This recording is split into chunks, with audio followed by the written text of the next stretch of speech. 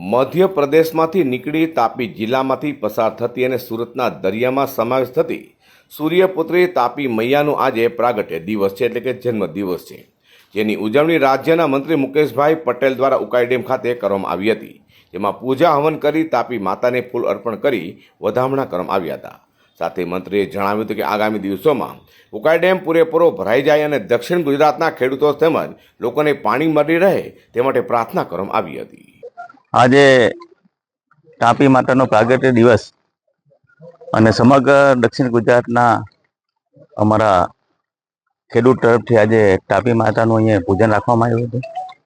દક્ષિણ ગુજરાતના બધા જ અમારા પિયત મંડળના પ્રમુખો, ફેડરેશનના પ્રમુખો, તમામ લોકો હાજર રહ્યા હતા. ગત વર્ષે પણ ભગવાનની સરસ કૃપા હતી કે ડેમ 344 ફૂટ જેટલો ભરાયો હતો. આ વખતે હાલ 309 ફૂટની ઉપર ડેમની સપાટી છે. આવનાર ઓગસ્ટની અંદર વરસાદ ઉપર પડશે એટલે ડેમની સપાટી ભરાશે. અત્યારે રૂલ લેવલ એમ 321 ફૂટનું જોઈએ છે, પણ અત્યારે 309 ફૂટ છે. 11 ફૂટ જેટલી જે એનું લેવલ ઊંચું છે, પરંતુ વરસાદની શરૂઆત થઈ છે એટલે ડેમ ભરાશે.